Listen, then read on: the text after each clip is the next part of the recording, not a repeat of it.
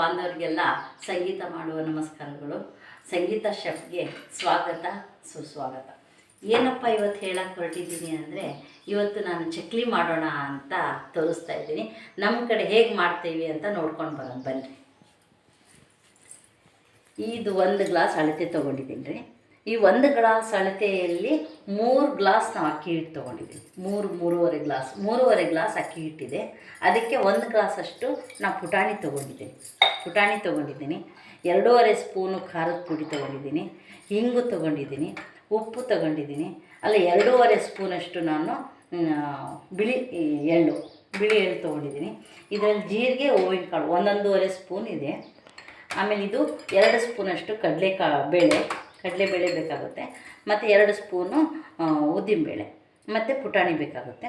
ಇಷ್ಟನ್ನು ನಾವು ರೆಡಿ ಮಾಡ್ಕೊಳ್ಳೋಣ. ಅದ್ರ ಜೊತೆಗೆ ಮೊದಲು ನಾವು ಈ ಪುಟಾಣಿಯನ್ನು ಮಿಕ್ಸಿ ಮಾಡ್ಕೊಂಡು ಬರೋಣ. ಪುಟಾಣಿ ಮಿಕ್ಸಿ ಮಾಡ್ಕೊಂಡು ಬರೋಣ. ಹಲೋ, ಈಗ ಇದು ಮಿಕ್ಸಿ ಆಗಿದೆ ಪುಟಾಣಿಯನ್ನು. ಇದು ಸೈಡಿಗೆ ಎತ್ತಿಡೋಣ. ಈಗ ನಾವು ಇಲ್ಲಿ ಒಲೆ ಹಚ್ಕೊಂಡು ಇದೇನು ಕಡಲೆಬೇಳೆ ಉದ್ದಿನಬೇಳೆ ಐತಲ್ಲ, ಸ್ವಲ್ಪ ನಾವು ಇದು ಹುರ್ಕೊಂಬಿಡೋಣ.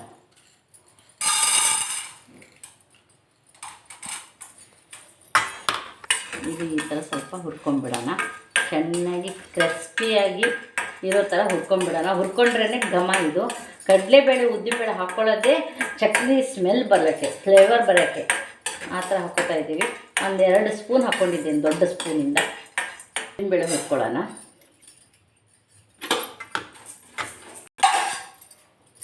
ಈಗ ಇದು ಕೂಡ ಮಿಕ್ಸಿ ಆಗಿದೆ. ಇದಕ್ಕೀಗ ಹಾಕೋದು ಒಂದು ಜರಡಿಗೆ ಹಾಕ್ಕೊಂಡು ಈಗ ಸೋಸ್ಕೊಂಡ್ಬಿಡೋಣ.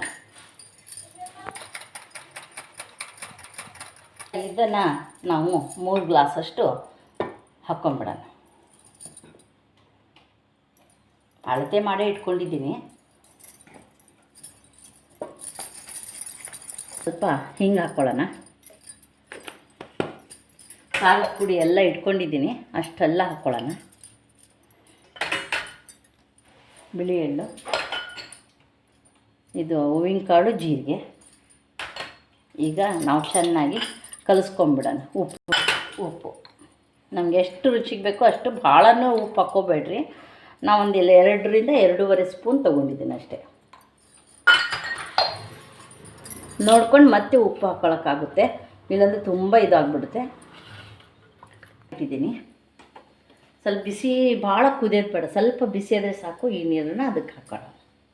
ಹಿಟ್ಟ ಸಣ್ಣ ಹುರಿಯಲ್ಲಿ ನಾವು ಸ್ವಲ್ಪ ಒಂದು 5 ನಿಮಿಷನೂ ಇಲ್ಲ, 4-5 ಸೆಕೆಂಡನ್ನು ನಾವು ಬೆಚ್ಚಗೆ ಮಾಡ್ಕೊಳ್ಳೋಣ. 2 ಸ್ಪೂನಷ್ಟು ನಾವು ಎಣ್ಣೆನ ಚೆನ್ನಾಗಿ ಹೀಟ್ ಮಾಡಿ ಅದಕ್ಕೆ ಸೇರ್ಕೊಳ್ಳೋಣ. ಹಿಟ್ಟು ಈ ಎಣ್ಣೆನ ಸ್ವಲ್ಪ ಇದಕ್ಕೆ ಹಾಕ್ಕೊಂಬಿಡೋಣ. ಚೆನ್ನಾಗಿ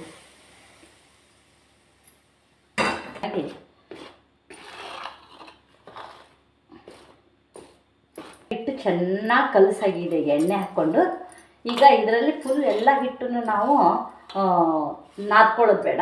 ಇದರಲ್ಲಿ ಅರ್ಧ ಹಿಟ್ಟನ್ನು ನಾವು ಇದಕ್ಕೆ ತೆಗೆದಿಟ್ಕೊಳ್ಳೋಣ. ಒಂದು ಅರ್ಧ ಹಿಟ್ಟು ಹಿಂಗೆ ತೆಗೆದಿಟ್ಕೊಳ್ಳೋಣ. ಇಷ್ಟನ್ನು ಮಾತ್ರ ನಾದ್ಕೊಳ್ಳೋಣ. ಸ್ವಲ್ಪ ಉಗುರು ಬೆಚ್ಚ ನೀರನ್ನು ನಾವು ಇದಕ್ಕೆ ಹಾಕ್ಕೊಂಡಿದ್ದೀವಿ. ಈಗ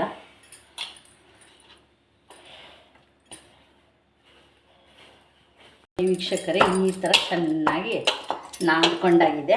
ಈಗ ಇದರಲ್ಲಿ ನಾವು ಒಂದು ತಗೊಂಡು ಚೆನ್ನಾಗಿ ಸ್ವಲ್ಪ ನೀರಿನ ಕೈ ತೊಗೊಂಡು ಈ ಥರ ಮತ್ತೆ ಚೆನ್ನಾಗಿ ನಾದ್ಕೊಳ್ಳೋಣ. ಎಷ್ಟು ಚೆನ್ನಾಗಿ ನಾದ್ಕೋತೀವೋ ಅಷ್ಟು ನಮಗೆ ಕ್ರಿಸ್ಪಿಯಾಗಿ ಬರ್ತವೆ. ಈಗ ನಾವು ಇದು ತೊಗೊಂಡಿದ್ದೀವಿ, ಚಕ್ಲಿ ಮಾಡೋದಕ್ಕೆ ಇದು ತೊಗೊಂಡಿದ್ದೀವಿ. ಇದಕ್ಕೆಲ್ಲ ಗ್ರೀಸ್ ಮಾಡ್ಕೊಳ್ಳೋಣ. ಎಣ್ಣೆಯಿಂದ ಒಳಗಡೆ ಈ ಥರ ಗ್ರೀಸ್ ಮಾಡ್ಕೊಂಡ್ರೆ ಎಲ್ಲೂ ಅಂಟ್ಕೊಳ್ಳಲ್ಲ. ಹಾಕ್ಕೊಳ್ಳೋಣ.